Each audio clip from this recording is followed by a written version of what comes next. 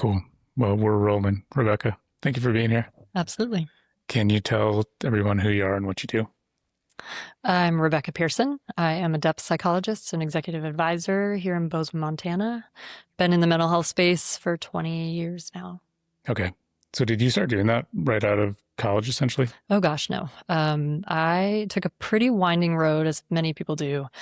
I actually took 10 years to finish my undergrad degree and finished that in women's studies. And then I took a year off and decided to go back for a master's in counseling after that.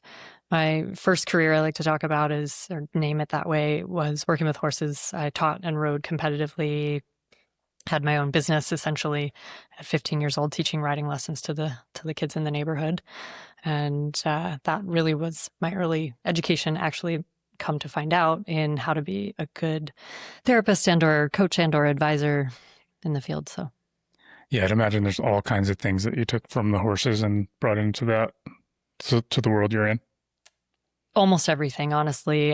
That's what my doctoral dissertation ended up turning into, was really ultimately how horses taught me to be a therapist, to work with trauma, to work with people, to understand and notice the nuances, the really tiny, imperceptible almost things that working with a 12 or 1,500 pound animal teach you. And so the horses are present in my everyday work all the time. And that was my early education. Were you doing any therapy with the horses, or was this more riding and lessons and that kind of stuff? Before we keep rolling with today's episodes, I want to tell you about someone who changed how we show up as a business. When clients land on our website, we hear the same thing over and over. It just feels right. Amy of Unbridled Form asked us questions we'd never thought to ask ourselves, helped us figure out the deeper identity underneath our services, and translated that into a brand world we're genuinely proud of. Our ongoing partnership is easily one of the best investments we've made. Learn more at unbridledform.com. Now back to the show. Much more of a traditional riding kind of approach in that first part of my career. I have more recently, I spent a year in the Bay Area creating a mental health program, some workshops for veterans. We did one for women with cancer, one for youth at risk, kind of teenage troubled kids, and did some pilot programs. That's become now a pretty substantial program.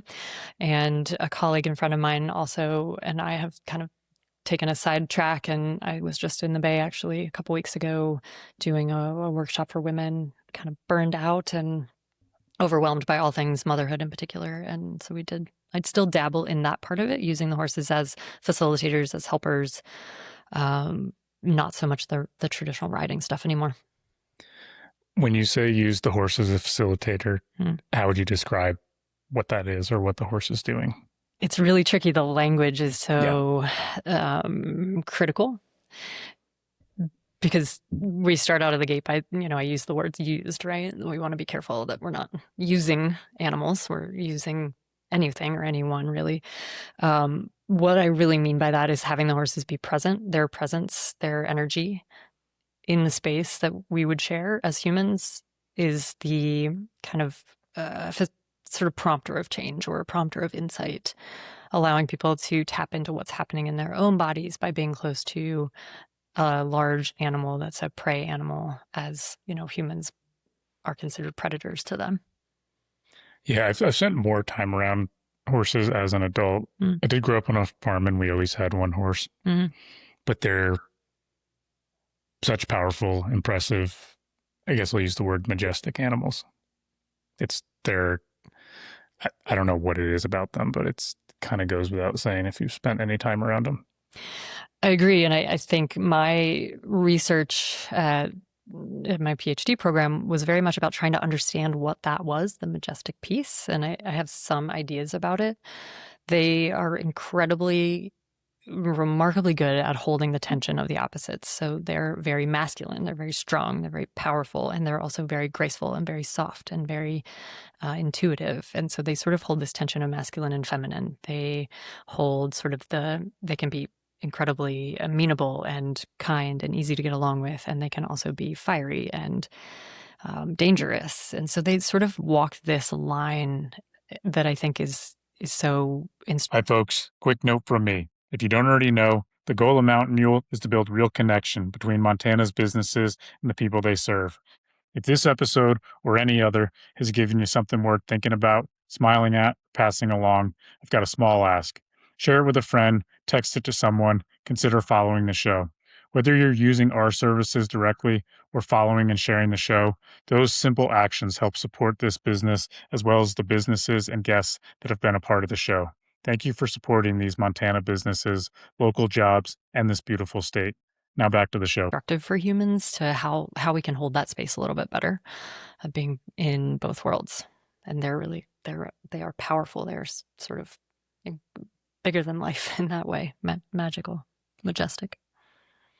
I was just at the 4th of July rodeo a couple days ago, and this was kind of strange. And I, for lack of a better way to explain it, I guess I really feel the emotions of 4th of July in a happy way. It's just, it's cool. It's very patriotic, the fireworks, everyone's excited. Mm-hmm. There was 2 trick riders there. And I was telling my fiance, I was choking up in my throat seeing them ride the horse. And I'm like, man, I don't, and I told it to her later, and she told me she was feeling the exact same thing. Wow.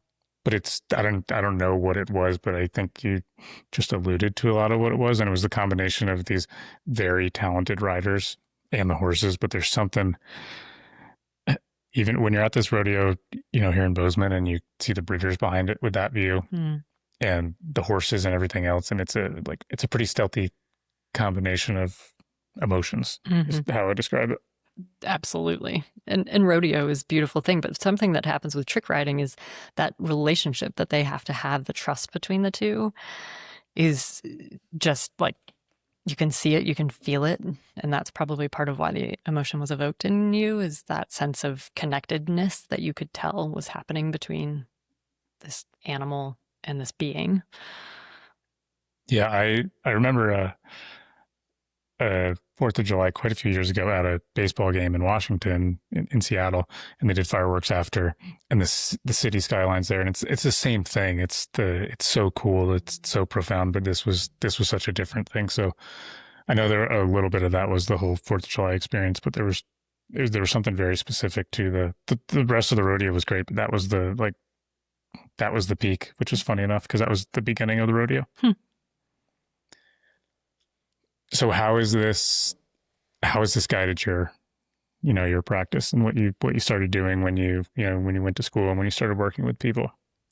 I knew I wanted to help people. I always have been kind of a helper. I'm an oldest daughter. There's a lot of narrative about that at this point. I grew up in an alcoholic family and was sort of the go-to keep everybody happy, keep the peace kind of thing for a lot of my early years. And in some ways now looking back, and they say hindsight's always 20/20, right? That we can see things from here that we can't see in the moment.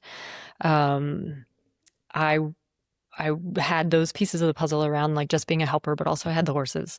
My dad's a horseshoer, retired now, but was an accomplished horseshoer. And so I had this privilege, this pleasure of being able to be exposed to the horse world. And the horses were far more therapeutic for me going through a tough adolescence and young adulthood than any therapist that I ever saw. And I was trying to make sense of that in my young life. And I knew that I wanted to figure out a way to either understand what the horses were doing and do that myself so that I could help people better, or have the horses come in as part of the puzzle and help people by incorporating them. So that moved me eventually to pursue the master's in counseling. I figured out that I thought at the time the best way to do that was to get a degree, was to get an education in helping people. And the counseling world was the only opportunity I really could see to do that at that stage of the game. And then when I finished my master's and I started working in the field, I was working in an inpatient hospital and working with some pretty severe populations. And I still felt like, even with a master's degree, I didn't really have all the tools that I wanted or felt like I needed. So after a couple of years of working full time, I went back to pursue a PhD because I just felt like I needed to get more. I wanted all the tools I could get to be able to help the best that I possibly could. All of that, and even my research at the PhD level ended up culminating in using kind of the horses as my way of understanding how to work with trauma, which was my area of expertise for the last 15 years, 20 years. So the horses have really kind of driven or guided everything about what I've done, whether I use them kind of explicitly in my practice or not, which more often has been not than having them literally in the day-to-day work. They're still really informing what I'm doing in the room, but also how I'm thinking about people and how I'm thinking about the world and our relationships and interconnectedness as a whole. They're kind of guiding all that I think about and do under the surface. That's very cool. Yeah. Do you think people feel more seen when they're with a horse? I think people feel there's something about the otherness of the horse that's an animal that's not a human. The way in which they have that word that I used before, presence, is so incredibly important and something that we're lacking a lot of in the human world. We don't often have the ability to, without, even in this conversation, right? I'm trying really hard to not think about what I want my answer to be, but really hear you in your question and stay present. We don't do a great job of that in general. Horses, like so many animals, but as a prey animal, because they need to be safe, they are in tune to every single moment what's happening around them. And I think when people are in and around the vicinity of a horse, they get to access some of that presence and some of that ability to be really in the moment. You have to be if you're going to get, bumped or stepped on, or, if you're not fully aware when you're around them, then you're actually sometimes in danger. So it's a critical piece to be able to be in the moment in your body when we're with a horse, and they help us tremendously do that. Yeah. And I've even experienced it riding them. They seem to really remind you when you're not. Mm-hmm. And it's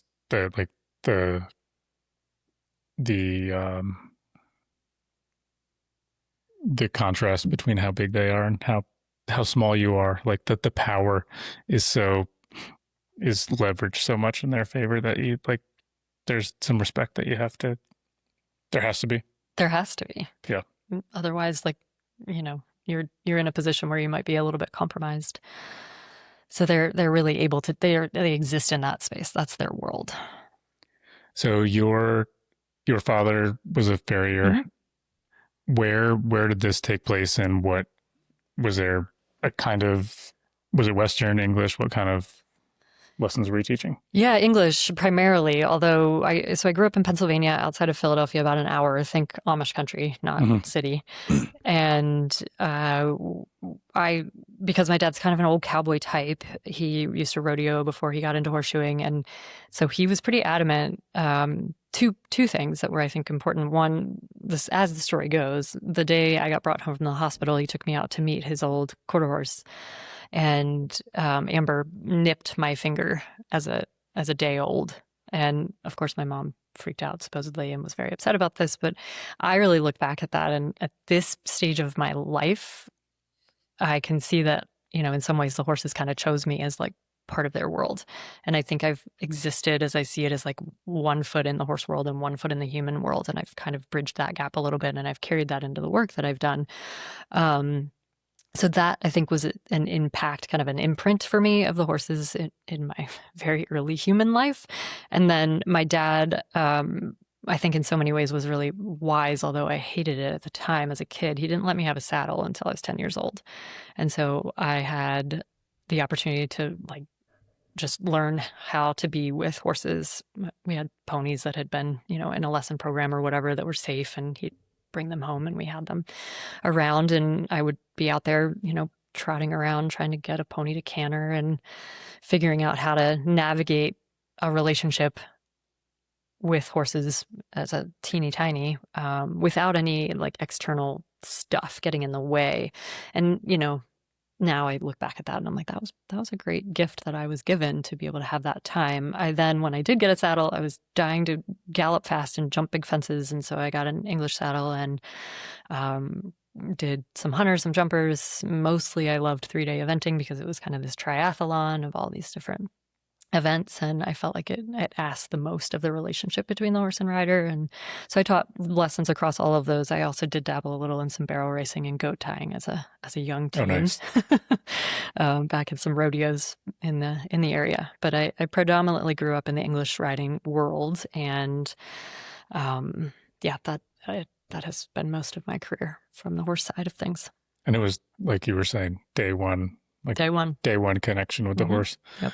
I haven't thought about this as someone who grew up on a dairy farm, but thinking back to if you're around these animals that much when you're so young, and the way I understand it and I've heard it is that you absorb so much, and maybe in those first 8 years of life, it is cool to think about how much you could absorb from the animals, because I've always only thought of that as the humans you're around.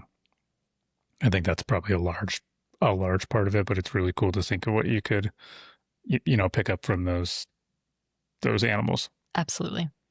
So I don't know if I don't know how much those cows have affected, but that's very cool to think with, kind of what you've explained with the horses. They probably impacted you a great deal. Yeah. So you do this, and then you've gotten into the counseling world, and how's that journey been? It's been a journey. I certainly, as I said, went into this with the goal or intent of helping as many people as I could. Ultimately, we think about this may be a little bit provocative for some people, but there's an idea called the archetype of the wounded healer. And so we think about people who get drawn into the counseling profession or the helping professions as a whole as really as a vocation or a calling. And because I haven't really met anybody that was like flipping through the college catalog and like, oh, mental health, that sounds like it'll make me a lot of money, or that sounds, like something that I would just choose to do. There's a calling. There's something personal that draws us to that. And I think, from my perspective, it is because so many of us in the field have come from challenging backgrounds, or, you've walked through your own kinds of experiences that have either caused wounds or damages, or been in really challenging positions in relationships that you either feel like you can help because you have some experience there. Like, we talk about in my frame is like, you've been into the underworld before, so you have a little bit of a lay of the land. Sometimes people will say you can't take people any further than you've been yourself. Those kinds of ideas. That the archetype of the wounded healer does feel like it rings true for me. Obviously, I've alluded to, challenging kinds of dynamics in childhood, and that being a place that drew me to the work. So in part to try to figure out what the heck happened in my life, what was going on for me, but also to help other people navigate these challenging waters if I could. And so I really didn't know exactly what I wanted to do with it overall. I kind of landed in an inpatient hospital, a friend of a friend in the Philadelphia area, specifically eating disorders. And that was not at all on my radar of something I thought I would do, but I learned a ton, and I'm so grateful for that experience, which then later led me to working at the Eating Disorder Center of Denver, which was also a partial hospitalization level of care. And, pretty high acuity people that are very sick with eating disorders. And so often eating disorders are comorbid with strong histories of trauma. And so I got to be the, trauma lead in that team for a couple of years. Tons and tons of experience. I never would have imagined I would have landed there. Some of the stuff you just can't script or predict. And then after that, I found myself in Bozeman working in the school system here. I was a CSCT, so community supported comprehensive treatment. Basically, in the school systems, they put a team of a behavioral health person and a therapist in to try to be early prevention intervention, keep kids out of higher levels of care, or be kind of the bridge back in to help them once they've stepped back out of a higher level of care, residential treatment, what have you. And so I did that for a few years and enjoyed being part of a team very much. I really liked that. And also kind of had this big picture long-term goal of wanting to have my own practice. So in the midst of all of that, working on my doctoral work, I founded Yellowstone Wellness, which is a clinical-based mental health practice here in Bozeman, also in Big Sky. I had an office in Big Sky for a number of years and built that up to 9 clinicians and just this year, I have gone back to a different model in the solo practice kind of setup. I got the opportunity to train and supervise a lot of people in the community, and I'm really grateful for that. And it was time for me to make a shift. I feel like the model as I understand and know it doesn't really serve me or a lot of the people I want to work with any longer. The medical model, insurance-based, pathology driven is just not really, it's not really where I operate at this point in my career anymore. Yeah, and we talked about a little of this ahead of time because there's a bunch of things I want to ask you about it. Can't wait. To back up with did you say it's essentially like the wounded healer? Is that and you can correct me on this if I'm wrong, but that's similar to the hero's journey. Yes. How that type of thing works is, exactly. Once you can solve something in yourself and get somewhere, you then you want to bring back what you've learned and help other people with this. True. So that's that same concept. It's a very similar concept, some slightly subtle nuances in terms of language. And, we could say that anyone is on a hero or heroine journey. Depending, you kind of have to choose that. I think it's like the wounded healer part is specifically the medicine. They say the medicine is in the wound itself, right? So whatever that particular wound is, my parents got divorced. It was ugly. Went through depression, all kinds of mental health stuff. And that is where like my own medicine is, but also medicine to help other people lives there. So that's kind of the idea of this wounded healer piece. So there's something in that is medicine, because that what you will learn, what that will teach you about yourself can then be that medicine that you can share with other people. Exactly. Yeah, I've asked that about this question to myself all the time because I really do this and talk to so many people, and I genuinely enjoy it. Like I do not do this because I'm getting paid all kinds of money, or there's no the motive is I genuinely want to there's a curiosity to know more about people, but it's very interesting to think where does that come from, and I don't have all those answers, but that it does seem like it's not by accident that I'm doing this, but it's it's been an evolution of that. So it's interesting to look back and see where that evolves to.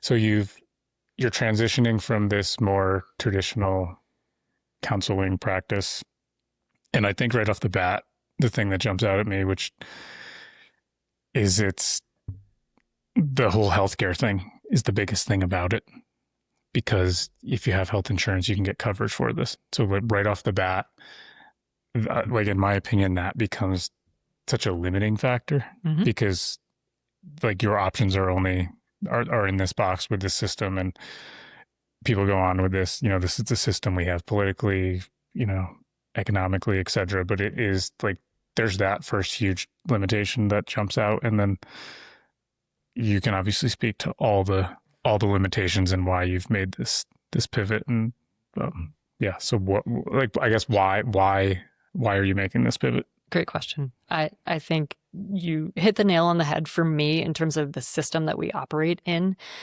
And I want to be careful here because I'm not going to, I believe in the system to some degree.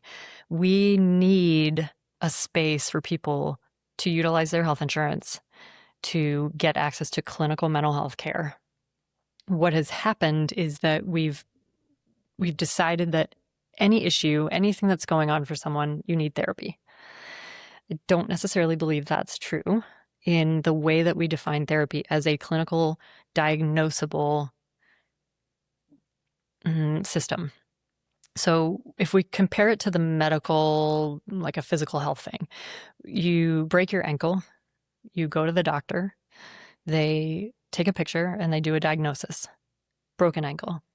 Come up with a treatment plan, best course of action, we do surgery, then we put you in a cast, then we put you in a walking boot so much longer, so many weeks later, and then we send you to PT for a certain number of sessions, and then you have no more broken ankle.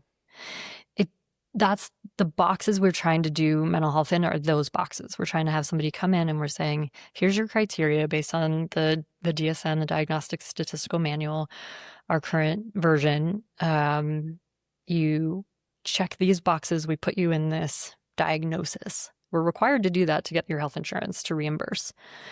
A lot of people going to therapy don't know even that much, that they have a formal diagnosis that gets submitted every time they go and see someone.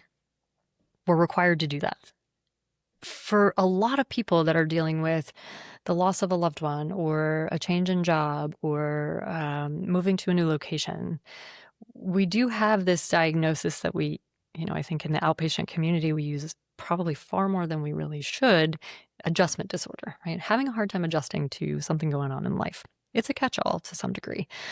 And a lot of people fit there. But what they also miss is a couple of really key pieces that insurance, once you're submitting a formal diagnosis and you're doing a session, you're getting reimbursed for it, they can audit your files at any time. They have total leeway to do that. So what your provider is writing in that note may be reviewed by some random person at the insurance company.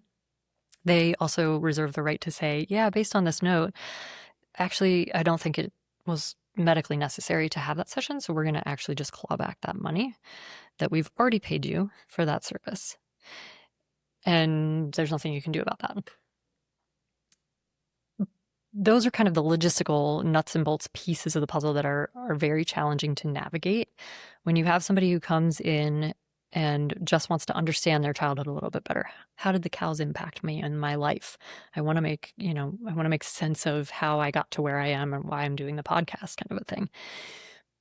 I don't know that I can give you a diagnosis for that. And in order for you to use your health insurance and use that benefit, I have to. So then I'm caught between kind of this rock and a hard place of ethically, I don't think that you really meet criteria for a diagnosis, but I want to give you care. I want to answer those questions and explore that with you. And I think I have the skills and tools and the training to do that and do that effectively. Then we're caught kind of in a hard place. And that has come up so many times for me over the years, especially with, really high performing, high functioning executive type of people that generally in their life are doing well. They just have some questions, or they want to understand why they keep getting stuck in the same decision or the same place. They find themselves in a relationship that they've, recreated time and time again, or they're in a job they're not happy in. And these kinds of things, I've really started to struggle with how I justify putting them into boxes in these diagnosable terms. Basically, a pathological medical model doesn't always, it narrows the scope of what I think about mental health much more to be, which is like a biopsychosocial but spiritual approach, a holistic approach, and really kind of this might be a funny word to use, but like a soul approach. And if I understand this correctly, so when you as a counselor, you sit down with someone, you then need to sort of you have to submit a report of this session, and then the insurance company is deeming this as something. Correct. And I think in a lot of ways, it seems like this mirrors the medical industry for anything physical. Sure. Because, and I've had this conversation with different people, is a lot of it isn't really like, what did they say? It's not a healthcare system. It's like a health treatment system. And I think in this sense, it's kind of like there's no diagnosis for preventative maintenance. Correct. It's just, if you have this diagnosis, if we deem this some sort of disorder going on, I know you just referenced the name of whatever the book DSM. is. Yes. Then you can get so I mean, and this sounds very pessimistic, but it is all a financial thing at the end of the day. Because will insurance cover this or not is how this is all getting done. Correct. That's exactly it. And I just really have grown to struggle with that situation. I don't even know. I think if everyone knew that all that stuff was getting reported, it would probably make people even less reluctant to. I agree with you, which is part of why I wanted to have this conversation and part of why I want to increase this understanding in general, because I've sat with so many people, and in my first session, I will go through all of these pieces of the puzzle so I'm required to give you a formal mental health diagnosis, and that gets submitted to your insurance company. They don't necessarily have access straight away, but they can request access, and I have had that happen. plenty of times, a couple times a year, I probably have a request from an insurance company saying we'd like, records from this day to this day on this particular patient. And they say, well, I've had counseling before. I had no idea. So we don't do a great job in the field. I think we're juggling an awful lot of things, and I give people tons of grace for this because I don't even know that therapists always understand how the system works. We're not taught that in grad school, like in a master's program. You don't really get any back end stuff about how insurance works or how billing works or how you actually go out in the field and make money, which in and of itself is very messed up. But we don't know, unless you worked in a higher level of care or got the opportunity through training somehow to understand these things, you don't know. So you wouldn't even understand what to communicate to your patients or clients. And this happens all the time. People just don't understand. If they did, would they make a different decision? Maybe. I have certainly sat with people after I've explained all of that to them and had them say, I would prefer to not have that be the route we go. And this is where there's a space for it to look different. Now, there are plenty of practices out there that also are just strictly cash pay. They operate under all of those same pieces. They're doing diagnosing in every session. They are writing about medical necessity in their notes and their documentation, but they're not billing insurance. They just have an out-of-pocket whatever fee they decided. And that's one step in a direction that I think offers people some more autonomy and some more ability to have some control over what's happening in their mental health care. And you said at one point you had up to nine therapists working under the umbrella of your practice. So I'd imagine with that business experience, you also gained a lot of this insight into the back end of this, the more business side of and the healthcare side of it. Absolutely. I actually got very lucky prior to that by working at, for example, the Eating Disorder Center of Denver. I was an admissions clinician there as well. And so I got to sit on phone calls with insurance companies and get pre-authorizations for care. I got to sit on with peer review when a patient had come in and had been in treatment for a couple of days and the insurance company dropped them saying that they'd made enough progress when they still weighed 90 pounds and were still not eating their full meal plan. So I got to sit in on those conversations and have a deeper understanding of what the system really looked like on the back end, which is part of why I did, expand the business in the ways that I did, because I had a little bit more understanding of how that piece of the puzzle worked in order to be successful, which helped me a lot. And I also learned a ton more in the years of having people under my license as well. And we were kind of talking about this before too. There's certain boundaries that I think come with some legal requirements, etc. Where's that intersection for you? And because I'm sure there's some positives to some of these systems, because I'm sure it could be very much abused in the other way. And then if people because who's to decide who's giving helpful counsel or dangerous counsel, and how is that managed in the counseling world, the traditional counseling world, we'll call it, and maybe in this space that you're getting into, and because I'd imagine that's where there's a lot of conflict and question as well. There's a lot of conflict and question there. That is an understatement of the day. I think, the world that gets branched into would be called coaching. And there is a lot of pushback in the mental health space from all kinds of people, counselors, social workers, addictions counselors, psychologists, psychiatrists, about the lack of regulation in the coaching world in general. And to your point about, harmful potential care, we'll call it maybe, harmful services, right? We're under the oath of do no harm kind of in the traditional counseling model. And that to say, it doesn't ensure that there's not harmful care happening in the clinical mental health space. It does happen. We do have some parameters. We do have some guardrails that are in place to try to protect people as best we can. We have rules and laws, ethics, guidelines, things that we adhere to as best we can to try to keep us on the road. And that is a very important thing. And to your point, I think we need those pieces of the puzzle to still be in our awareness.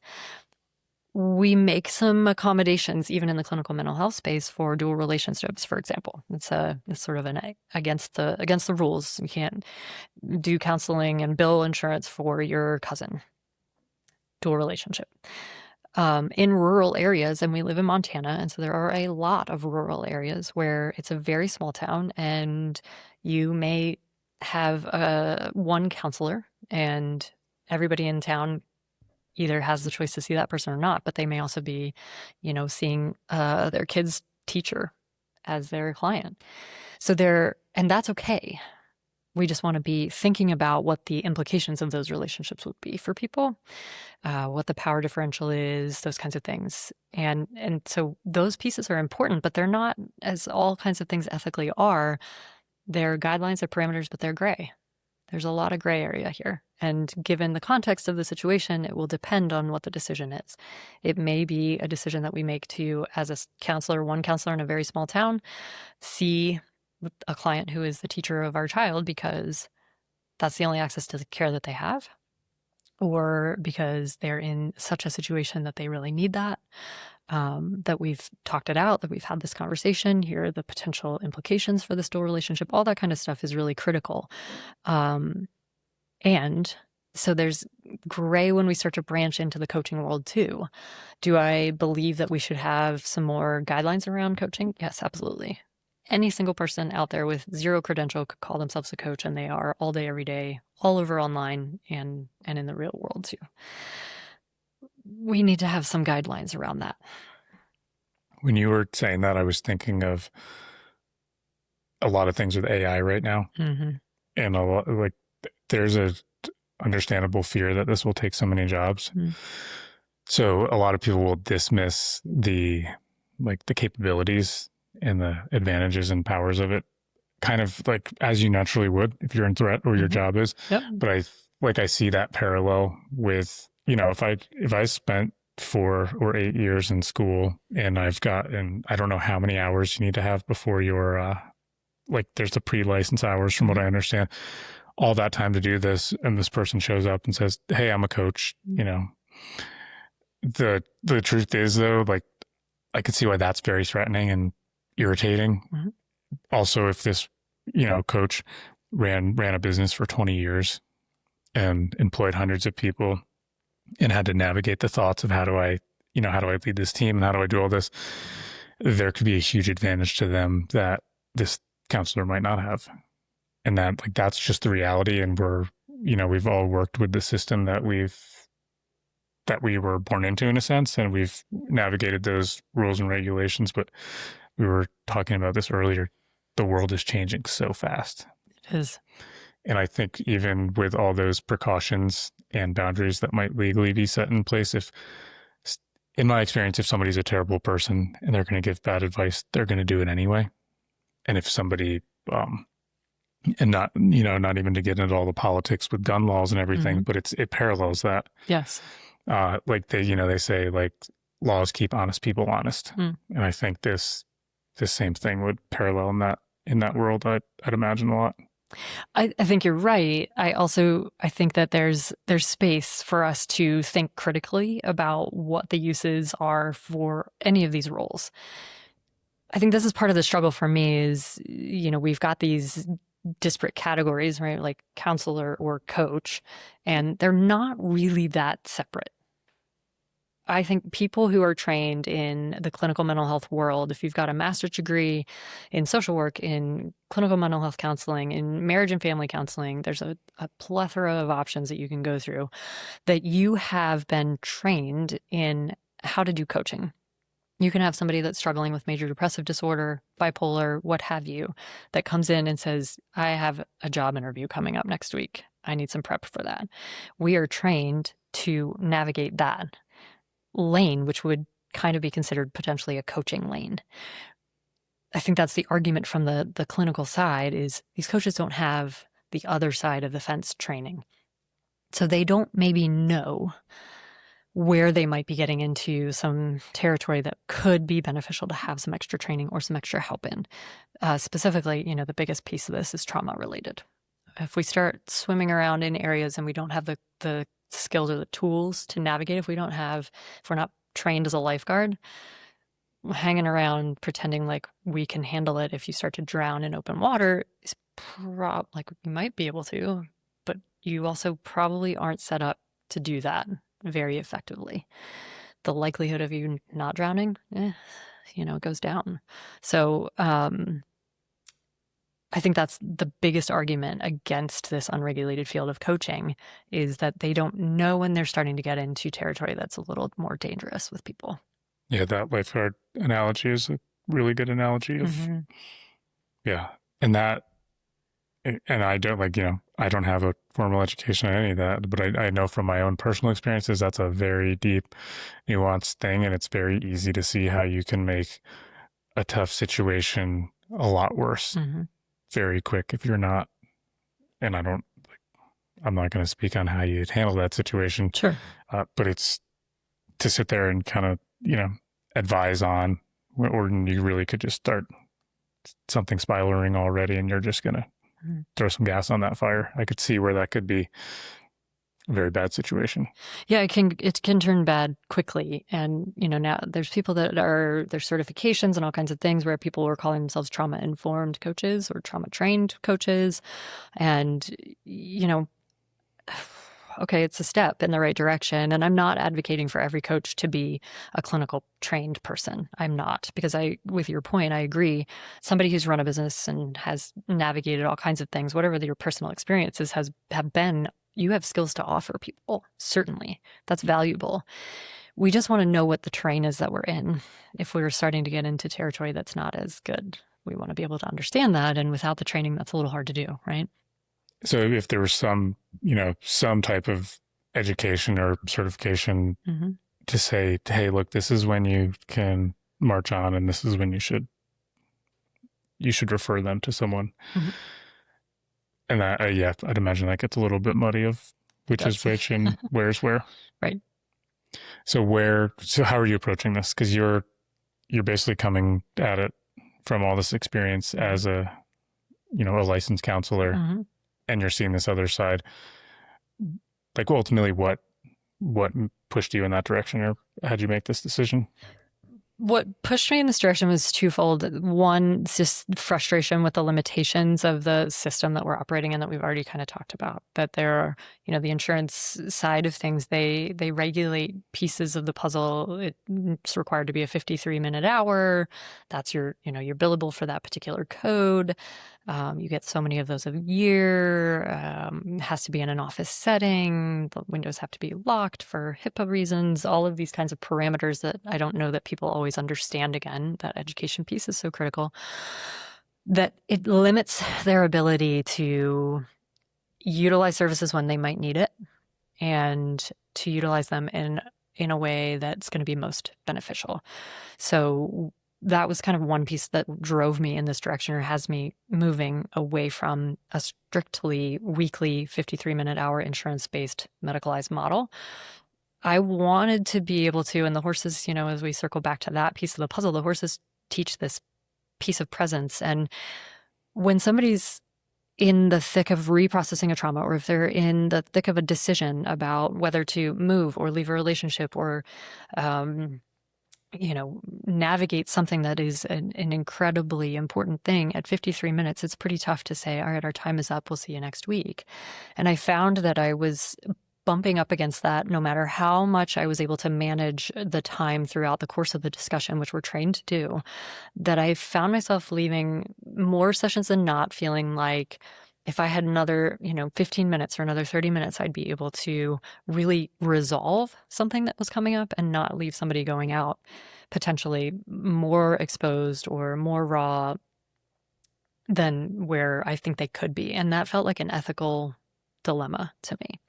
There are some ways to navigate that in the insurance world. Certainly they are complicated and complex and I think out of the scope of this conversation. But my course in time over the last probably 5 to 10 years I was noticing that I had more folks coming in at a critical inflection point in their life that were pretty high functioning, that I really struggled with justifying a diagnosis for, or I could for a while, and then they resolved those symptoms fairly quickly. I had a woman come in, met criteria for generalized anxiety disorder. She had a very high score. It was a 19 out of 21 on the GAD, which is our assessment for anxiety. And within a year, she was down to a 2. We had really gotten at the underlying pieces of the puzzle, the unconscious parts, which is very much my training specifically in depth psychology, is anything that acknowledges the unconscious. There are currents under the ocean, to keep going back to the water, that move us if we're up on the surface. We can be paddling our hearts out, and if the current is taking us in a different direction, we're probably not going to end up on the shores we wanted to. We may not be able to change those currents always, but if we understand them, we can certainly navigate a whole lot better. And that is kind of how I approach the work, is trying to get at, as quickly and as efficiently as possible, what are the currents underneath in the historical piece of the puzzle that are moving us in directions that we may or may not want to go.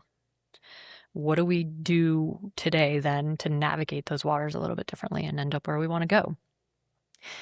When she came down to a 2, I could no longer justify a generalized anxiety disorder diagnosis for her, but she was benefiting from the ongoing conversation. So what do I do then? So these circumstances of high functioning people who are very insightful. Many people come to me after years of having done other therapies with other people and have made progress. It's useful. Therapy is a good thing. And they are still bumping up against something. And usually what it is some piece underneath, some unconscious connection that hasn't been made yet, that is getting in their way. And when we can do that, then we can move forward. So moving in this new direction, I'm navigating it with very similar kinds of thoughts around confidentiality, around dual relationships, around making sure it's a good fit, that I have the right skills and tools to help people, which is always what I'm assessing when anyone comes through my door. But that I can be free to use the very vast toolbox that I have now after 20 years, but also all of my early experiences of reading underneath, of seeing what's not been said, or acknowledged, that sort of piece of the horse work that taught me how to connect pieces that otherwise have been really hard to connect, and do that within the timeframes that work well for me and for the other person. So if someone wants to come in and do a longer, deep dive for 90 minutes, 2 hours, 3 hours, 4 hours, I have the flexibility to do that. If they want a 30-minute check-in on the phone, I can do that. It gives me a lot more flexibility and freedom, but I'm still thinking about it within the ethical guidelines that come from the clinical space. Yeah, I was going to ask you that exact question. If you've done something like that, 2 hours, 2 hours plus 90 minutes, like you said, other than that kind of that formal, what you're saying, 53 minutes? Yep, absolutely. I've been doing a lot of that the last couple of years and have just now started to kind of name this as its own entity. And I even just this week I had a session with someone, a meeting with someone, a consultation, whatever we're going to call it, that we had agreed on a certain amount of time, and we got to that point, and we were in the thick of, this really important part of the conversation.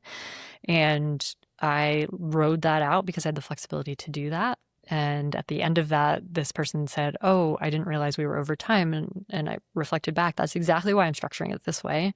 Your job is not to take care of the time, that's mine. But also, we were in this point then, and they said, "I would not have walked out of here in a very good place. I am so glad that you have this set up this way, because now I feel like I have a conclusion, I have a resolution, I have a sense of where I am and where I want to go that I didn't have 15 minutes ago." So that's been working incredibly well for people. This makes complete sense, and I can relate to this with this podcast. And it's if you see maybe I put a podcast out, it's an hour. There's, like, some have been 2 hours, some have been over 2 hours, and I'll notice, and this is very context dependent on, who I'm talking to and what we're talking about and what rabbit hole we go down. But there's something around that hour mark. And like, if you see a podcast that's an hour, like, there's a really good chance I've been sitting with this person for an hour and a half. There's something that happens when we build enough rapport, and then it's like, cool, now the conversation's starting for me sometimes. And like, this is a very different context, because generally someone's coming out to talk about their business, what they're doing. Sure. And it's like, like, I'll be honest, it's fun. It's like, what are you doing? This is cool. Like, tell me your story, tell me about your life. But it was really fun when we get in that groove. And if I had to have that limitation to stop, I'd be like, it was like, it's kind of like if you're watching a movie and you just get into it and then you turn it off. Exactly. And then, you know, yeah, then kind of to, if you're using the 1 week thing and then it's like a week, like you go a week later and you spend 40 minutes to get there again. And it's like, are you getting like 5 minutes of productive progress a week? I mean, ultimately, at the risk at all of, I want to be really clear, I'm not judging or criticizing in an overtly negative way the therapy model, and there are some serious problems with it, and that is one. For therapists to get paid, the other side of this conversation that we don't talk about is we need people to come back. Yeah. So in some ways, the system is set up capitalistically and from a business mindset of like, let's give you 5 minutes of productive conversation after you've had enough time to settle in and warm up and for us to reconnect and also to like understand the context of all the things that have happened in the past week. And then we get to dive in. And then we get to say, okay, we're going to have to button this back up and you're going to do it all over again. And I have heard, I don't know if you've run up against this or if people in your sphere have said, you know, God, they've been in therapy for years and years and years and years. And I don't know that they've made any progress or changed anything. Nothing seems to be different. Or people themselves have said, yeah, I kept talking about the same thing over and over and over. And I didn't feel like anything changed or moved. And hearing that time and time again, or having people come to me that have said that exact same thing and are looking for something different, has been a huge proponent of why I've made these shifts and why I'm moving in this new direction, because that feels unfair, unethical. And, you know, therapists need to make a living and consistency is key. If you've got people that don't show up, you know, you don't get paid. The insurance can't be billed for a no-show. So unless you've got a cancellation policy that says to someone, you have to pay for that hour, it's lost. And so we've got people that are trying to build a business too on that side of things in the clinical space in a system that actually helps them if they keep the person coming back over and over and over. Yeah, there's so much to that. Yep. This is a really weird connection I made, you know, later in my life, more currently, that I've seriously considered, you know, getting a psychology degree and doing something like this. And like, this is almost, you know, in a strange way that I didn't realize I was doing. This is a way I created. Like, ultimately, I'm looking for some sort of connection with people, and I truly enjoy it. A good family friend where I grew up, he became a veterinarian, and he was a farmer. His family comes from a dairy farm, and he said this to me, and I made this connection many years later, but I was asking him about it. When he got out of school, he ended up buying the veterinarian practice from this vet that was retiring. Mm-hmm. And one day he said something, he said to me, you know, I've always loved farming. I always loved going to a farm and seeing a healthy herd of cows and seeing how great they're doing. And he's like, and I'm realizing that every time I'm going, it's because there's a sick animal. Right. And he was talking about how it was draining him. You know, it's like, he's like, it's getting a little bit disheartening. I want to go see a beautiful herd of cows and it's like this healthy, and I'm always there when there's a problem. And then I thought about this, like, and it's a really, I almost feel bad about it because I genuinely appreciate and respect so much what people like yourself and so many people do, because there's a weight to that, because you are, you know, sitting with the challenge that somebody's going through. And it's something I've thought about, you know, much more when I made that connection, but it is very interesting. There's so much to that, like, to the weight that you're taking on. And, yeah, I don't know what, like, why I thought of that in the first place, but, well, you're getting at one of the other aspects that we just haven't named yet as to why I'm making this shift. And that's a beautiful illustration of it. There is an inevitable burnout in this field because you are carrying the cumulative effect of all of this vicarious trauma. You're hearing stories over and over all day. Sometimes, you know, to make ends meet in this model, you're seeing 6, 7, 8, 9 people back to back. You get 7-minute break between people. And if you do a good job of scheduling, you can manage going to the bathroom and like quickly shoving some food in your face before you see your next person. That has a real impact. And then you do, and this is definitely true for me over the course of my career, you start to see the world through that lens, through the lens of sick, what's wrong, what's hurting, what's bad. And that is half the puzzle. There's also the other half. When you sit with it all day, every day, it becomes quite challenging to see the light. And that did take a toll, certainly. One of my, pivotal moments that I have talked about before is that I had a client die by suicide 2019 in January. She just didn't show up for a session. And I later learned that she had taken her life, and that rocked me pretty hard. I was in a situation where I had an afternoon of people scheduled right behind her. Didn't actually find out that day. I had a weird, eerie feeling that something was not right. The next day, with another back-to-back day, I got an email, checked my email between people, and had an email from somebody else close in her life that knew she had been working with me. And it was just a very short email that said, she had died over the weekend due to suicide. And then I had a person walking in the door in 5 minutes. And so I managed it the best I could and, went through the rest of my day and kind of compartmentalized and probably dissociated a whole lot. And came out of that day, I canceled the next day. And it might have been at the end of my week. So I think I had a little bit of a break. But I struggled because, if I was going to take vacation that was unplanned or take time off, then, that impacts your bottom line as a solopreneur. And there are all these conflicting things. Well, I need to keep showing up for these other people and all of this stuff that happened. But that really was kind of the very beginning of this evolution in my own personal journey as a helper, but also as a human. And as a business owner, and how do I structure this moving forward? I took about 6 months off once I got things stabilized and did what any normal person would do and went and got a real estate license and did some real estate for a couple of years while then building my group practice much more so, because I felt like if I could shift into more of a supervisory role, I would be able to have some impact, but not be as much in the chair myself. But that was all because of exactly what you named. Seeing the sick herds of cows all the time starts to wear on you after a while. At this point, for me, the way that translates to current day is just that I understand firsthand what it feels like to be a bit stuck.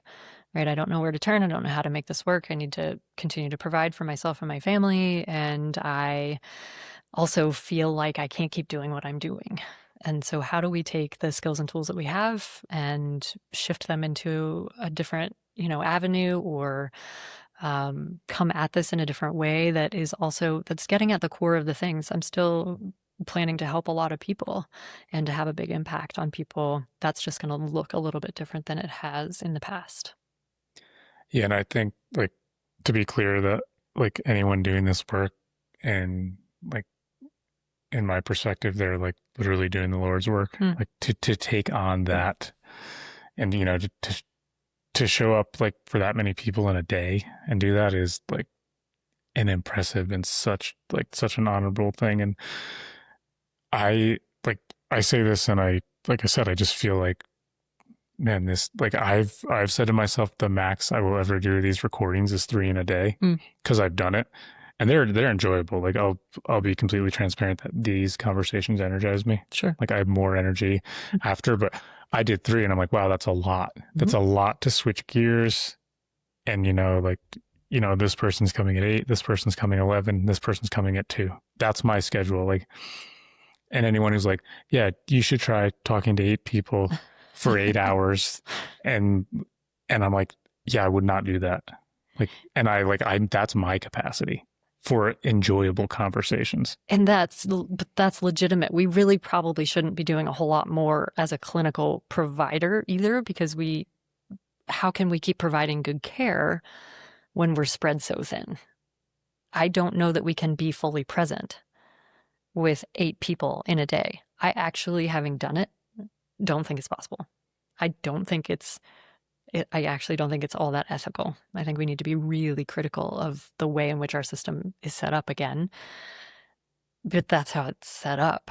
That is sort of the model, is you get through as many as you can. No different than the physician, right? The primary care doc that's coming through and trying to see a person every 15 minutes because that's what they need to do to be billable.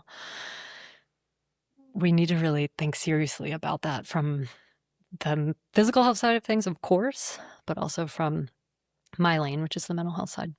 Yeah, my perspective is somebody who does not have this formal education. I'm just going off logic, and I think I want to keep saying this because I think it's amazing the work that these people are doing. But like, this is the system that we have, and yeah, if like, do we have a system that can compensate anyone fairly for seeing 3 people a day? It depends. Maybe. Yeah, because that's the huge thing too. Just like doctors, is when you have a $500,000 in school debt to pay off, like, yeah, I'm sure you want to sit down with that person for an hour and actually tell them how to take care of themselves so they don't have to end up here every week. But the business model is like, you're their primary provider and, they should be back, yada, yada. Right. They're going to come in once a year or when something's wrong. Yeah. I even more recently in my own life, and I've like, I guess intermittently, I'll say, worked with different coaches and stuff, but I'm seeing more clearly the value of just having somebody with a different perspective who isn't emotionally invested the way you are. Because I don't think, I think the words you use is like very high functioning people. I think that's the case with a lot of people, myself included. And I don't know that I even call myself high functioning, but I'm so close to things emotionally that I like, sometimes I just can't see the logic and stuff. None of us can. I think it's a Shakespeare quote of like, the eye can see, but not itself. We cannot see the picture from within the frame. We literally can't. So we need that outside. We need that witness, that reflector, that mirror, that other to help reflect back to us what is actually happening that we can't tap into. And that is ultimately a thought partner, ultimately a consultant, a coach, a counselor. In some ways, we're splitting hairs about the language that we use. It does define some roles in some ways, but how much different is sister versus sibling? It's a little bit, it's just funny territory. Someone that can do exactly what you just stated, which is to help you see what you can't see yourself, and then to help you integrate it. And that's really the structure I've honed in over the last probably 3 years, is trying to define this process that I go through with people. And that's a big part of it. It's like orienting ourselves to the historical pieces of the puzzle. What are the currents? What are the experiences? Did you lose your dad when you were 10 years old? That's going to have an impact on you in your life. It's going to be a current in your ocean. It's going to be a wound that we need to take seriously and understand how it's impacting us. When we have that orientation of here's the lay of the land, this is probably not too much different than being in the backcountry or what have you, then we can have some illumination. We can have some insights. And then we can integrate those insights, and then we can move forward. And it's just the 4 steps of, kind of going through this cyclical process of orienting, getting some insights, integrating those, and moving forward. But to your point of high functioning people need that.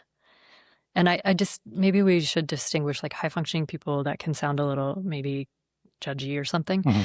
This really just, in my mind, means anyone that is not meeting criteria for a severe mental illness. Most of us are high functioning humans. We're navigating personal relationships, professional relationships, and that doesn't matter if you're working, in your own business or for someone else. You are holding down some sort of employment. You are managing to pay some bills. You are, navigating something that's fun and fulfilling in your life. You're having social relationships and connections. You have some sort of spiritual aspect. You're a high functioning human. Yeah, I've like published a couple 100 podcasts now, and you start to notice patterns. And it's funny, the businesses that, or bigger businesses, maybe like the business owners that have been in business for longer, or et cetera, and even just some of the people that are older, it's like that parallel kept reoccurring. I work with this coach, I work with this counselor. And then I changed my perspective of, these, like, it's not a weakness, it's a strength. And there's a huge strength in asking for help. And there's a huge advantage to having that outside perspective of like it's just like the idea of having a map. Exactly. You're kind of in the dark, and someone can just look at this map and be like, look, this, that is there. And it's like clarity with understanding. And Exactly. that's why I think I say that understanding for me has gotten better, because I've like put two and two together enough times, and it's paralleled enough times to see that that's a strength, and could just see the benefit in business and personal life. Absolutely. And if we don't have our medical model that has been telling us that you have to be sick or there has to be something wrong with you to seek mental health, anything, coaching, counseling, help, then of course people are going to be opposed to that or resistant to it, because they're going to be like, well, there's nothing wrong. I don't know, or I don't really need to go to the doctor. I don't think I'm that sick, right? We bump up against that all the time. But the stigma, and especially in a state like Montana, and for men in particular, it's worse for men. There's more stigma. Tough it up, pull yourself up, figure it out. Don't be a baby, or whatever language you want to use there. We have to change, and that's again part of my strategy, or part of my hope in this shift, is to be able to have more conversations about these pieces of the puzzle and bring more awareness and education to what this language means, what it actually looks like. Because we would never, people say, oh yeah, I'm going to see my personal trainer. We're not like, why? If they live in a body that looks like it's healthy, they just are, because they want to continue to grow and evolve and be stronger. But we don't take that same approach when it comes to mental health, in part because of this narrative that we've been sold, that in order to go see a therapist, you have to be kind of messed up, or there has to be something really wrong. Yeah, and that's why I like almost want to take back my sick cow analogy, because I don't think anyone's sick. Like I think it's a genuine sign of health that you're seeking, some support. Like, sure. I don't know, life is crazy and dynamic and nuanced, and there's so much to it. When you say that for men, I think of it, and I thought of it earlier when you said, in small towns in Montana. I grew up in a town of 1,500 people. And when you said, if you lost your father when you were 10, my father passed away when I was 11. I didn't know I was like, did you do your research? No, I did not. But when I was growing up, I very much thought about, I'm like, do I need to see a psych? Do I need to talk to someone? Because just, I'm questioning everything that's going on. I don't think, at least until I was 20, but probably even older, like you would have caught me dead within like a square mile of a parking lot of a place that could be assumed as a counselor's office. Sure. And that was very much the stigma that I grew up in. And it was, very much you figure it out. Like, and like maybe even more so, but probably not, growing up on a farm, you're tough, you're rugged, like you figure it out. Like if there's one thing that we do with our problems is we do not talk about them. Do not. Yeah. And that, like, that's why, I do my best to be open about that now. But that like was a evolution that took a long time. So I don't know, for the longest time, I'd be like, not in a million years. And yeah, I think the narrative is improving around it. It's gotten better. COVID actually helped. COVID actually brought to light some of this positive piece of the narrative of, yeah, this is a wild time we're living in. We all could use somebody to talk to that's not emotionally, involved or invested person, that's an outside, non-objective, or an objective vision, right? So where do you hope your practice goes? What's your goal for what this could look like in the next 5 years? My goal, oh goodness, I'm shooting for the stars at this point. I think, having 20 years of experience in this field plus my background, I think that I want to, if I were to give you my big dream goal, it would be to change the narrative in our field and in our culture around mental health. Mental health is something everybody has, just like physical health, but it's a continuum, and we have more or less of it depending on how much exposure we've had, how much education we've had to what does it mean to be mentally healthy or not? How do we ask for help? Who do we ask for help from? I tagged that as one of the things that you said as a brief side step here, is like getting the right help, finding the right person to talk to is critical. And finding somebody that has the skills and the tools in their toolbox to match what you're looking for is beyond a shadow of a doubt the most important piece of the puzzle. We know this on the clinical side, that the biggest predictor of positive outcomes in counseling is the goodness of fit. It's the relationship itself. It's the human. And that translates out. I think that translates out with this caveat too of, yes, we can have a business coach that is somebody who has had hundreds of employees and has grown a humongous business, and they can do some pieces of that puzzle really, really well.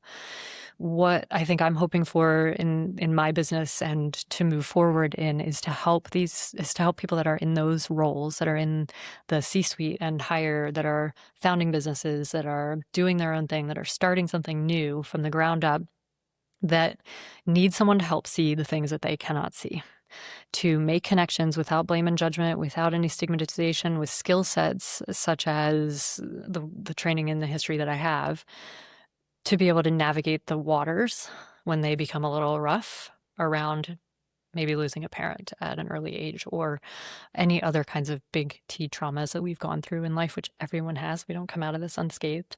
Nobody does. To have the skills and the tools to be a certified lifeguard in those waters is really critical, and to help people, continue to understand that you don't have to be sick to get support, and to continue to evolve and grow in positive, healthy, balanced ways in their lives by having, my services, which is to hopefully help people see those unconscious patterns, catch what's not been caught before, name them, integrate them, and be able to make movement forward, not just stay stuck in that space. I'd love to grow that to, I'm doing a speaking engagement in September that I'm really excited about that will be announced here shortly in Bozeman. I just got asked this week to write an article. And so I've got a lot of fun stuff, this podcast included, that's kind of coming to me.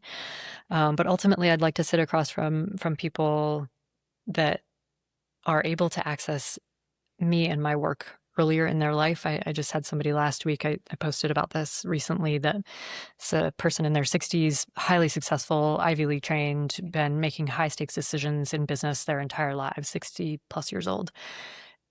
Unsolicited, looked at me and said, "My biggest regret in life is not finding you in this work 20 years ago." I'd like to help people find the work 20 years prior to where they do, if possible. That's so cool. When you reminded me, when you were saying how imperative the right fit is, I think I said this to Andy Lear, he's a counselor that I had on a while back, and it was actually a comedian that said it, and it's very funny, but he said, like, you got to look at a therapist or a counselor or a coach like dating. Like, he's like, you don't just pick the first one and marry him. He's like, you got to date around, for lack of a better. But there's just a fit. There's some people you sit down with and it's great, and there's some people and there's not a rhyme or reason to it. It's nothing personal, but I think there's, all our biases and our genetics and our upbringing, and that I think is a very cool concept, because you could just not have a good match and then think it's not the system. Exactly. But I think that's a very important thing that you point out. It's one of the most important critical pieces of the puzzle, for sure. I wanted to ask you this earlier because you said you have a sort of a expertise or a focus in trauma. How do you define trauma? Because I know that's like, there's a lot of, variance in that. Well, Gabor Mate likes to say that trauma. Good. I've listened to some of his stuff so before. You've heard this, trauma is not what happened to you, it's what happens inside of you as a result of what happened to you. And I would say that I align with that very much so. What our interpretation is of what happened is what ends up being what we would call traumatic. That can be anything. That can be anything from somebody saying something to you that gets interpreted as judgment or cruelty. That may have been, this is something that I often talk about with people, is that there's a humongous gap between intent and impact. So someone could have had zero intent of harming you and still could have harmed you. And I use this analogy in Montana because we live in snowy conditions where you might be driving down the road and have zero intent of getting into a car accident or sliding. And if there's black ice or snowy roads, you accidentally bump into someone, there is still a dent in that person's car. There's an impact. That still needs to be remedied somehow. Somebody needs to address it, take accountability, responsibility for that damage. regardless of intent. So we as informative years, 0 to 8, 0 to 7, depends on who you think about theoretically. Those years are really important in terms of the foundation, the framework that gets structured. So if we think about the bones of a building or the frame, those get laid down really early on. And if they are filled with moments that we interpret as critical or judgmental or cruel, then we can build a pretty shaky frame that is rooted in I think the biggest thing that I've come across that I would say we all share in common is this sense of not being good enough. Somewhere, somehow, and we have it to greater or lesser degrees, structured in our frame is this sense of I'm bad, I'm wrong, I'm not good enough. And we get more or less of that in our early childhoods, and that is traumatic in and of itself. So I like Gabor's definition of trauma, by and large, is our own interpretation of what's happening to us becomes the trauma itself. Yeah, and I really like your analogy of the icy road because it just, I don't know if like maybe you've experienced this in your work, but the physical world creates such great analogies and examples of what goes on internally that we can't see. I don't know, for me, it's been a very valuable mirror to see that. I think it's hugely helpful. I use metaphor and analogy in my work all the time because if we can take it outside of ourselves, we can see it a lot easier. We can digest it a lot easier. And if, so many of us have had this experience in Montana, I certainly have, where somebody, didn't actually get a chance to stop. They thought they had more room. It was a little slipperier than they thought. Their tires weren't good enough, whatever. That I can be frustrated. I can be mad. I can whatever, however I feel about it. Ultimately, once I work it through, I can understand that the person didn't mean to harm me and still harmed me. And there's still a responsibility to take accountability for what happened. So somebody's insurance has got to get involved or somebody has to pay for the damage. The fair thing is usually that person, whoever harmed or hit you, wherever the dent came from, they take care of the bill. And I think that's important in terms of this idea of trauma interpersonally. Is the most effective thing is to have somebody take accountability. We can't always do that. Somebody may be not alive any longer. They may not be in a relationship anymore. That may not be helpful for them to engage in any conversation with that person at this stage of the game. Okay, fine. Then we come to terms ourselves with that reality is I don't think that person meant to hurt me. They still hurt me, and I'm going to take care of that wound. And I can let go, forgive, whatever kind of language we want to use there to move forward in life without having that resentment, anger, stuff that was built up there, continue to drive the ship. Yeah, and to add on to your analogy, it's like driving around for the next 20 years and like just being irritated that somebody hit your car and having no idea who did it. And right. Then it's like just wearing you out. Or having a dent in your car and looking at it every day and not fixing it. Yeah. Like we do that a lot. Yeah, that's funny. Do you see a point, and maybe you already do, where do you have horses now? Do you want to like bring horses into this practice in any way? I would love the opportunity to do that. I haven't found the right fit in Montana. I've kept myself open to it. It's certainly on my radar to do some workshops, some retreats, some, more intensive kind of work with them at some point in the future. Just haven't stumbled on the right opportunity at the right time. And I think I just trust the process inherently. Like I know that if it's meant to be, it will be, and it will come in the right place. It will be presenting itself. And do you have horses now or no? I don't. No, my last horse that I actually owned, I sold before I moved to Montana in 2009. And she has gone on and lived a really cool life with a great kid that took great care of her. And she had a really fun existence in New Jersey. That could be really very cool. And I like to go kind of way back. I know you were using an analogy of maybe you're using an iceberg or like what's going on underneath. And like I've experienced that for myself personally is there's like I could understand things intellectually, like maybe I could have some degrees in some human psychology with the amount of understanding I have, but there's no change kind of like underneath. It's like, man, why do I understand all this? But yet my body is like my walking contradiction every day. Yeah. And I'm thinking of this with the horses because when you get into that physical world, like in my mind, that is addressing that beneath the waves, like because something changes in your body. And being around them or doing anything physical, which I like am understanding better, is like more somatic stuff. Mm-hmm. But it is so interesting, and I like, to me, that's such a cool concept to work with animals, because it's just such a felt experience that like can physically and literally alter your world physically and metaphysically. Absolutely, 100%. And I think that's what I have always found is so incredibly powerful about it. And love Andy's work. He has built a great practice in town. I really respect him. And the somatic piece of the puzzle, that is a piece that gets missed. And one of those places where we can intellectualize all day long. And a lot of high functioning people are exceptionally good at that. It sounds like you might be as well. I know I certainly am. Very good at making sense of things and understanding them up here rationally, logically, without getting at the actual, reptilian part of the brain, without getting too sciencey, this underlying piece that is still rooted in our physical being that needs to be moved through. And there's a lot of ways to do that. I'm certainly not saying horses are the only way to do that. They're just one way that I have personally been connected to and have found really impactful and profound. So is yoga, so is hiking, so is meditating, so is, spending time with loved ones. All of those things can also be incredibly powerful from a body-based perspective. Dance is incredibly important. And there's quite a few places that do things, equine therapy, mm-hmm. from what I understand. Mm-hmm.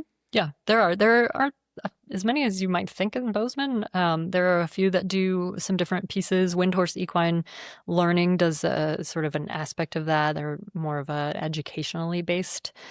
But, we run into this tricky part where we're like, okay, is it therapy or is it therapeutic? Because so many things are therapeutic that we wouldn't define as quote unquote therapy.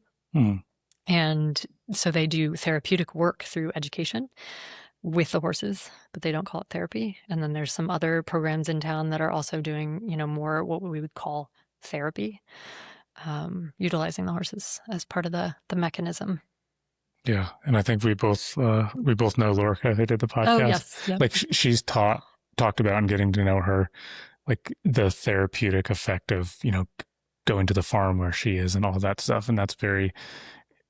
Like those types of thoughts were not in my psyche at all for most of my life on the farm. And now, I know you were saying it kind of annoyed you when you didn't have your saddle till you were 10.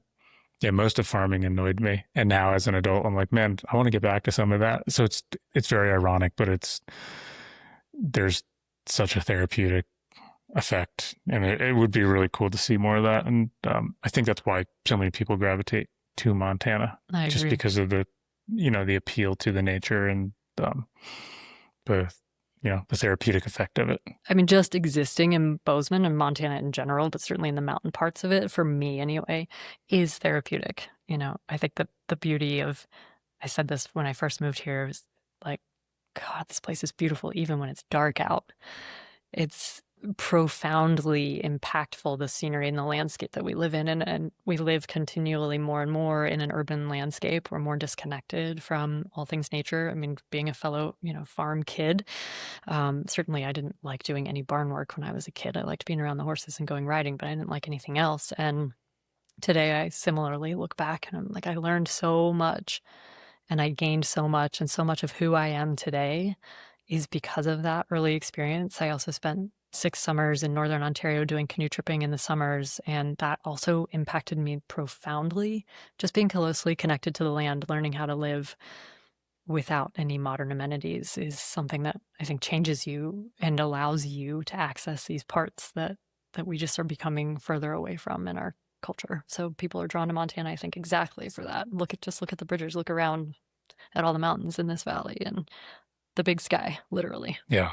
I mean, it's something I crave. Like, I think there's a nostalgia to living off grid with none of that and just being disconnected. Mm-hmm. But ironically, more connected. Yeah. Right? Yeah. Like more almost, yeah, like more connected to yourself. Absolutely. So it sounds like it's kind of an oxymoron, but is. Yeah. So what do you do? How do you step away from all this and enjoy your life? Like, what do you do to reset or to balance? I practice yoga. I've gotten into trail running the last couple of years. I've gone on some pretty big adventures. in my life the last couple of years, but I've certainly spent as much time as humanly possible outside. Anytime I can get out on a hike up the M, up into the Bridgers. I ski. I love to ski. I just love to be out here. And it's interesting because I haven't ridden nearly as much, if at all. I've leased a couple horses over the last, I don't know, 10 years or so, and taken some lessons and kind of tried to dabble back in that world. But there's so much to do in Montana. In southeastern Pennsylvania, there's only so much outdoor activity you can find yourself really immersed in. And so the horses just happened to be the thing for me. That was just the opportunity I had, and that's where I went. And I was fortunate, got to grow up on a farm. That was great. I also had those experiences in Canada, which is a rare thing. But being out here, I've learned, because people ask me that all the time, why don't you have a horse? Why don't you ride? It consumes a lot of time to have horses, and to be in that, I think you kind of like pick that as a thing. And there's just so many other things here to do.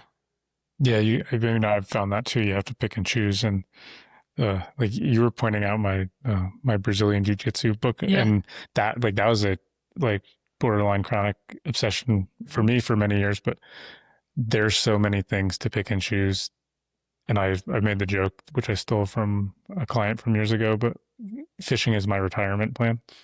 And like when my body is like, when that's, most of what my body can do in a day, like there's nothing I'd rather do. Like, to be honest, there's nothing I'd rather do now. Like, and I've like only very lightly done any fly fishing out here, and it's so fun. And I'm like, yep, this is so fun. Like, this isn't an obsession I'm going to pursue right now. And I try to be selective and intentional, and I'm getting married, and there's lots of there's a lot of rabbit holes to go down here as far as what you can do, but it sounds like you're doing the things that are getting you out in nature. As much as I can, and I think community is so important. So spending time with people that I really care about and love, supporting people in the community. I'm lucky my sister lives nearby, or one of my sisters lives nearby. And so I get to have some family around as well, which is really nice. But like last year, my partner and I went and spent a day in Glacier. We dropped off at Logan Pass at 5:30 in the morning, and we ran 30 miles to Logan to Goat Haunt, and got on the ferry and went to Canada. So we like ran through Glacier National Park for a day, and it was unbelievably beautiful and huge. So, being able to stay active and use my body in this way has allowed me to do some of these adventures that has gotten me very deep into, off-grid territory. And that's just been a remarkable experience. What time of year did you do that? August. Nice. Yeah. That's a cool idea. It was really cool. If you've never done it, it's called the Mad Dash. It's like a challenge run to be done. Is there anything that, if, anyone in the community listens to this, is there anything that anyone in the community could do to help you in this mission as you, go on to this sort of this evolution of your practice? Is there any, support, people, places, any of that? That's a great question. I guess the first thing that popped into mind was have a conversation with me. Check for me. Yeah. Done. Thank you. I just really love being part of this community. The Bozeman community has felt like home even before I moved here. I sort of tagged it on a map before I had ever been here and was like, I'm going to live in Bozeman. And I continue to be reminded every day that I love where I live and I love the people that live here. So having a conversation with absolutely anyone in the community would be really awesome. And other than that, I think if you happen to be somebody that's connected to somebody that or you are somebody who's in a position where you're making big decisions, high stakes decisions, where you feel like you're navigating waters where you might be bumping up against something that's like, wait, I thought I knew this. How come I keep finding myself in this same space? Reach out. I might be able to offer some new perspective and give you some insights and connections from what I can see outside of the frame that would help you move forward and be able to actually integrate some of the pieces that will help you, go to the shores you want to land on. Very cool. Where do people go to find out more about what you're doing these days? Where do they find you? RebeccaPearson.com is my Pearson Advisory website. You can still get me on LinkedIn and social media, Instagram, Rebecca Pearson, PhD, I think. And any way is fine. Pretty readily accessible online. I feel like I haven't found the right way to ask this question yet, so maybe you can help me, or maybe it'll keep evolving. But how do you think someone could think about it if they're considering working with a counselor, with a coach, with a therapist? Because speaking from personal experience, there's a lot of reluctance and hesitation, and I think it could be an immense value. But I don't know if there's a great answer that you're just going to tell somebody. But like, what would your advice be, or how would you think about approaching that? If somebody is very apprehensive or tentative of doing any of this, but they want to. Yeah. You're not forcing anyone to. Like, there's that because I'll think of myself when I'm 17, and I'm like, oh hell no, like I'll just suffer by myself. But I was also a young teenager, but I always like want to put that out there, especially to someone in your position, is like, how could they think of it from a different angle or different perspective? It's going to be an it depends answer. I think that it depends on the person and what I often will pull, obviously we've done a lot of them here in our conversation, pull an analogy. So if this is a person that's really into fitness, I would say, well, you go and get a trainer. What's the difference? This is just a trainer for your mind, your soul, your psyche, whatever the language would be, your brain.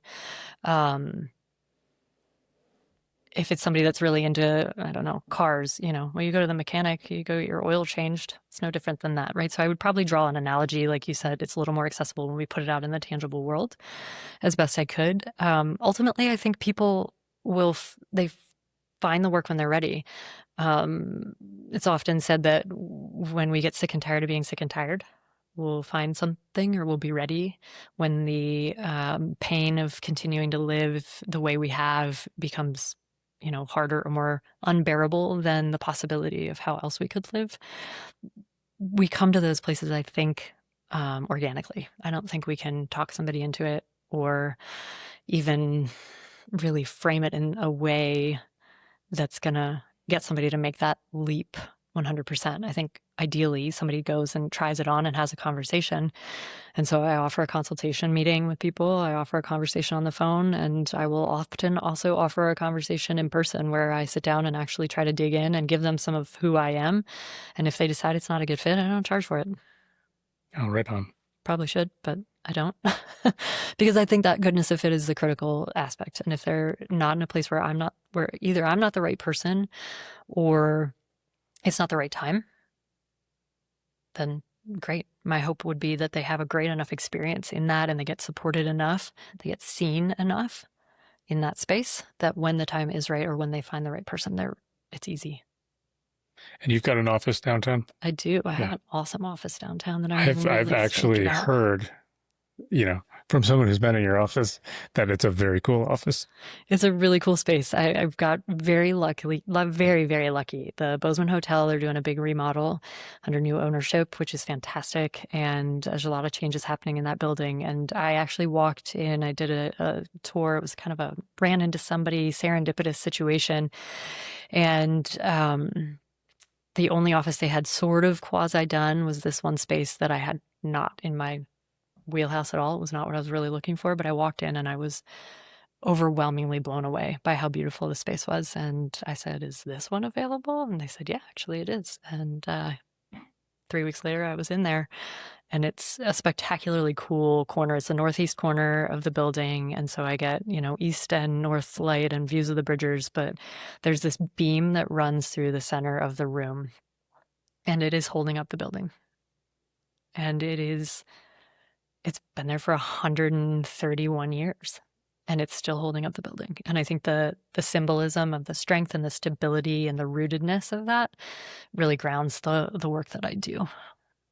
That's badass. Yeah, it's really cool. So, and this is above 317. Exactly.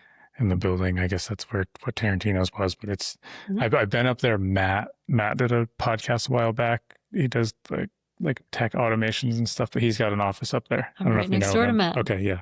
Shout out to Matt Wood. Yeah, he's the best. Good neighbor. Okay, so you listed you gave your website. I will list it so anyone can find you there. My Yellowstone Wellness website, my clinical one, is still active and sitting out there. That's also a place if you want to, it has a little more context of like the clinical side of me and my training and background. You can look at me there as well. Any of those are going to have contact info, phone number, email, and all that good stuff to get a hold of me. Otherwise, my door is open at the Bozeman Hotel, and you're wandering around, pop in and say hi. And welcome any conversation. Cool. I will post both these links when this episode comes out. But Rebecca, thank you. This was fun. Really appreciate your time. Yeah, likewise. Thanks for listening, folks. You can find the full blog post for every episode along with key takeaways and links at mountain-mule.com. If you haven't yet, consider following the show. That one small action helps these Montana businesses get seen, grow, and thrive, and it helps this podcast keep going too. If you know a business that would be a good fit for the show, we'd love to hear from you. Just reach out through the website or social. Thank you for supporting these Montana businesses. See you on the next show.